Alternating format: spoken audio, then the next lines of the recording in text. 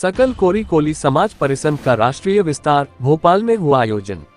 भोपाल सकल कोरी कोली समाज परिसंघ, जो कि कोरी और कोली समाज की उपजातियों के उत्थान के लिए राष्ट्रीय स्तर पर कार्य कर रहा है, ने अपना संगठनात्मक विस्तार और नवनियुक्त प्रदेश अध्यक्षों की घोषणा की। यह महत्वपूर्ण आयोजन 18 जनवरी को भोपाल स्थित हिंदी भवन में संपन्न हुआ। इस परिसंघ का उद्देश्य कोरी कोली समाज को संगठित करना, उनकी सामाजिक, शैक्षणिक और आर्थिक स्थिति को मजबूत करना है।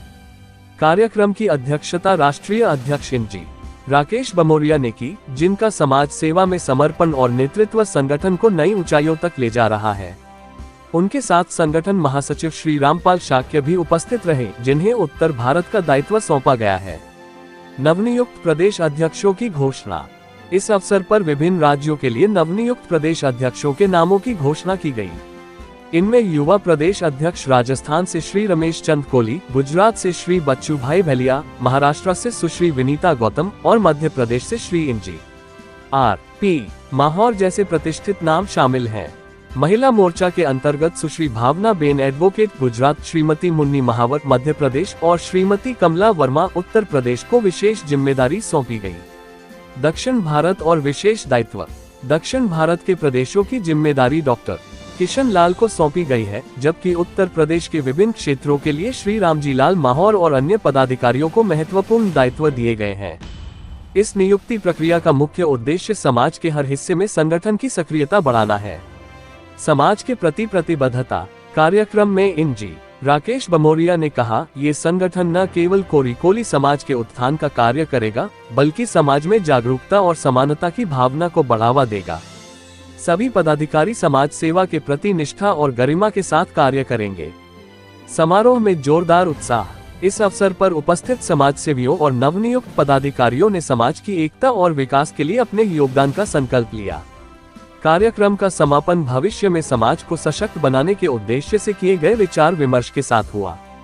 सकल कोरी कोली समाज परिसंघ का यह आयोजन समाज को नई दिशा और मजबूती प्रदान करने की दिशा में एक महत्वपूर्ण कदम है। समाज की स्थिति किसी से छुपी हुई नहीं है। हमारे वक्ताओं ने इस पर काफी वक्तव्य दे दिया है। कुछ चीजें मैं आपके सामने रखना चाहता हूं। उसके पूर्व मैं अपने हृदय से समस्त युवक युवतियों को उनके सुखद भविष्य की कामना करता हूं और शुभकामना देता हूं कि नवल किशोर जी का ये जो प्रयास है ये सफल हो। जिस प्रकार से पिछले 19 सालों से आप इसमें सहभागिता निभाते आ रहे हैं, उनको साथ दे रहे हैं, आपका उनके साथ साथ हमेशा बना रहे।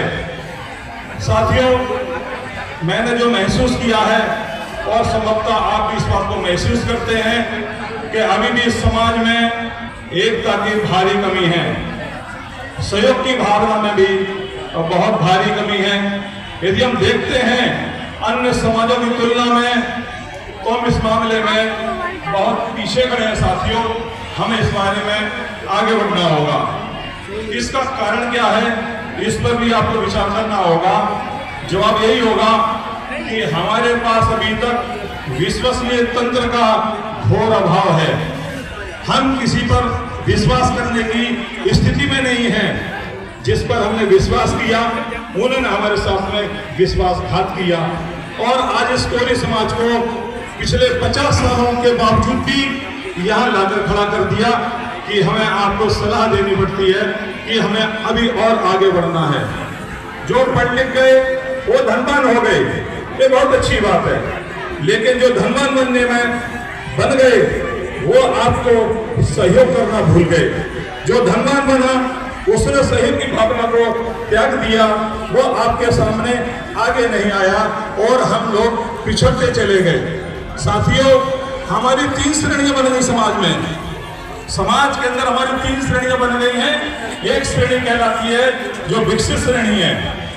ऐसे विकसित लोग जिनके पास भरपूर साधन हो गए, जिनमें सब चीज की व्यवस्था है, वो राजनीति में भी अच्छे हैं, पढ़ाई लिखाई में भी अच्छे हैं, धन संपदा में भी अच्छे हैं। वो विकासशील लोग इस समाज से छिटक कर बहुत दूर चले गए। एक दूसरी श्रेणी हमारे बीच में है जो विकासशील श्रेणी है, जो अभी संघर्ष कर रहा है। अविकसित से ऊपर आया है, लेकिन अभी भी वो संघर्ष कर रहा है, उसको विकासशील कह रहे हैं।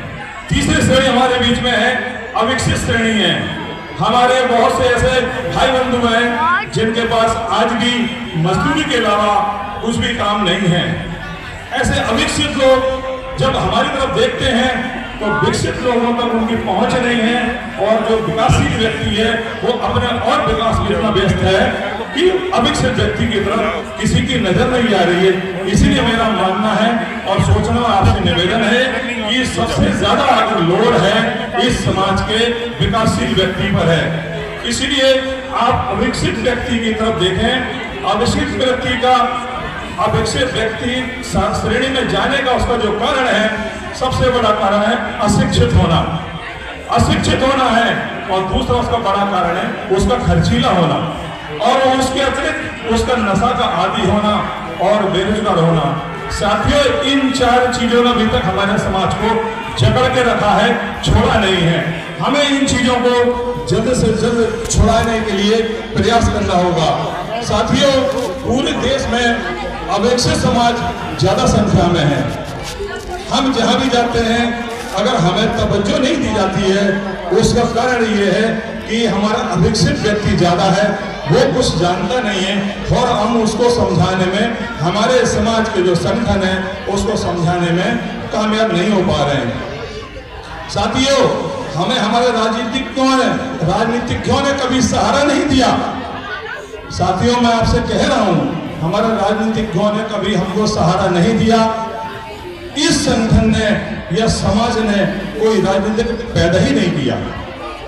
जो राजनीतिक स्वयं बने, उन्होंने संगठन में आए, उन्होंने संगठन का उपयोग किया, किंतु हम अभी तक अपने समाज से एक निर्भीक और निष्पक्ष राजनीतिक देने में नाकामयाब रहे। साथियों, राजनीति वालों को संगठन में लाना जाना का मैं विरोध कहीं से कभी नहीं करता हूं, लेकिन जब से संगठन तैयार हुआ है, आप ये देखिए वो धीरे धीरे उसी तरफ चलता चला गया। क्या आप अपने परिवार में राजनीति करेंगे?